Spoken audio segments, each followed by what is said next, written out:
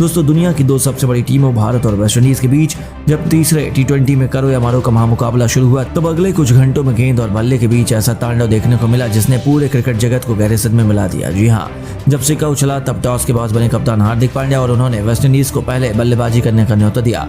दोस्तों मेजबान टीम को एक तूफानी शुरुआत दिलाने के इरादे से काइल मायर्स के साथ ब्रैडन किंग की तूफानी जोड़ी मैदान में उतरी थी। उन्होंने पहले ओवर से ही गेंदबाजों पर आक्रमण करना शुरू कर दिया, लेकिन उनकी यह रणनीति ज्यादा लंबी नहीं चल पाई।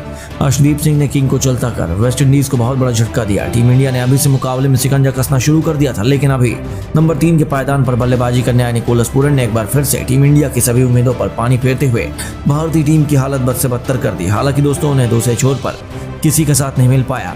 मायर्स भी चहल की फिरकी में फंस गए तो फिर एक के बाद एक पूरा वेस्टइंडीज का बल्लेबाजी क्रम भारतीय गेंदबाजों के सामने ध्वस्त हो गया। लेकिन पूरन हिलने का नाम नहीं ले रहे थे। वह चट्टान की तरह डरते थे। मैदान में केवल 28 गेंदों पर अर्धशतक पूरा करने वाले इस खिलाड़ी ने 52 गेंदों में वो करिश्मा कर दिखाया जिसने भारत की जीत को उम्मीदों को एक बार फिर से धुंधला कर दिया।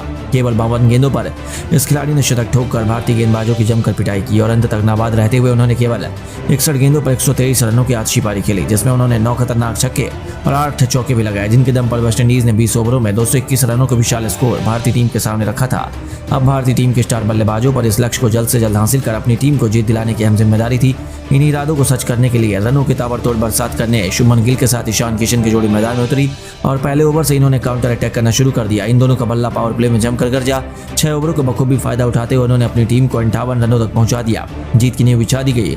ऐसा लगा था कि अब तो टीम इंडिया को कोई हरा नहीं सकता, लेकिन फिर होता है एक बहुत बड़ा पलटवार। जी हाँ दोस्तों, जेसन होल्डर ने 28 रन के निजी स्कोर पर शुभमन गिल को पवेलियन की राह दिखाई, जिसके बाद रनों की रफ्तार में भी लगाम चला गया। ऐसा लगने लगा कि वेस्टइंडीज मुकाबले में वापसी करने वाली है, लेकिन फिर टीम इंडिया की लाज बचाने के लिए दहाड़ता है सूर्य का बल्ला। जी हाँ दोस्तों, इस खिलाड़ी ने परिस्थितियों के हिसाब से संभल कर बल्लेबाजी की और किशन के साथ मिलकर ऐसा तबाही का मंजर दिखाया कि पूरी दुनिया दंग रह गई। अकील हुसैन की लगातार 3 गेंदों पर 3 खौफनाक छक्के लगाकर सूर्य कुमार यादव ने 32 गेंदों पर अपना अर्धशतक पूरा किया और दूसरी तरफ से किशन भी उनका बखूबी साथ निभा रहे थे। जी हाँ दोस्तों, ईशान किशन 80 रन बना चुके थे। गेंद लेकर आए जेसन होल्डर की लगातार 3 गेंदों पर पहले मिड ऑन, फिर कवर, फिर पॉइंट के ऊपर से 3 खौफनाक छक्के जड़कर यह खिलाड़ी अपने शतक की तरफ चल पड़ा था। वह 98 रनों के स्कोर तक पहुंच गया और उन्हें अपना शतक पूरा करने के लिए केवल 2 रन चाहिए थे। इन दोनों के बीच पलक झपकते 135 रनों से अधिक की पार्टनरशिप हो चुकी थी और मुकाबले में टीम इंडिया वापसी कर चुकी थी। देखते ही देखते मैच अंतिम ओवर में पहुंच चुका था, जहां अभी भी जीत के लिए 22 रन चाहिए थे और मैदान में मौजूद थे भारत के 2 सबसे बड़े मैच विनर। दोस्तों वेस्टइंडीज की तरफ से अंतिम ओवर लेकर आए थे रफ्तार के सौदागर अल्जारी जोसेफ। पहली गेंद पर किशन ने 3 रन दौड़कर अपना ऐतिहासिक शतक पूरा कर लिया, जिस पर पूरा स्टेडियम खड़े होकर तालियां बजाई। अब टीम इंडिया को 5 गेंदों में 19 रन चाहिए थे, लेकिन बदकिस्मती से ओवर की दूसरी गेंद डॉट बॉल हो जाती है। मुकाबला 4 गेंदों में 20 रनों तक पहुंच चुका था। तीसरी गेंद को किशन ने स्टेडियम के बाहर मारना चाहा, लेकिन वह उसमें नाकामयाब साबित हुए और केवल सिंगल ले पाए। अब मैच पूरी तरह से फंस चुका था। भारतीय फैंस उम्मीदें हार चुके थे, क्योंकि अंतिम 3 गेंदों पर 18 रन चाहिए थे, जो लगभग नामुमकिन जैसा होता है। वेस्टइंडीज का जश्न मनाने भी लगी थी, लेकिन अब 140 करोड़ भारतीयों की आखिरी उम्मीद बनकर स्ट्राइक पर थे दुनिया के नंबर 1 टी20 बल्लेबाज सूर्य कुमार यादव। चौथी गेंद पर जोसेफ ने एक जबरदस्त बाउंसर डाली, लेकिन सूर्या तो शेर पर सवा शेर हैं। उन्होंने अपने पुल शॉट से गेंद को बाउंड्री के बाहर फेंक दिया। उनके इस तूफानी छक्के की बदौलत मुकाबला अंतिम 2 गेंदों में चला गया, जहां भारत को जीत के लिए 12 रन चाहिए थे।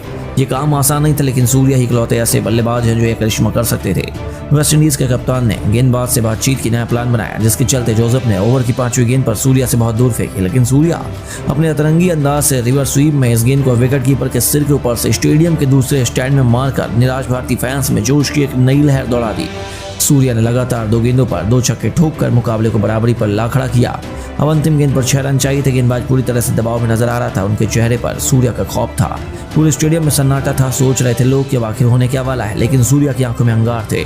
इस खिलाड़ी को नया इतिहास लिखना था और उन्होंने किसी को निराश नहीं किया। अब जोसेफ अपने आखिरी गेंद पर स्टीव यॉर्कर डाली। एक पल के लिए तो लगा कि मैच हाथ से चला गया, पर सूर्या ने अपना फ्रंट फुट साइड में किया और महेंद्र सिंह धोनी के अंदाज में उन्होंने एक ऐसा हेलीकॉप्टर शॉट लगाया जिसमें गेंद तारामंडल में छूमंतर होते हुए स्टेडियम के बाहर चली गई और टीम इंडिया ने रोंगटे खड़े कर देने वाले रोमांचक मुकाबले को अपने नाम कर वेस्टइंडीज के घमंड चकनाचूर कर दिया, जिसके नायक बने थे सूर्य कुमार यादव।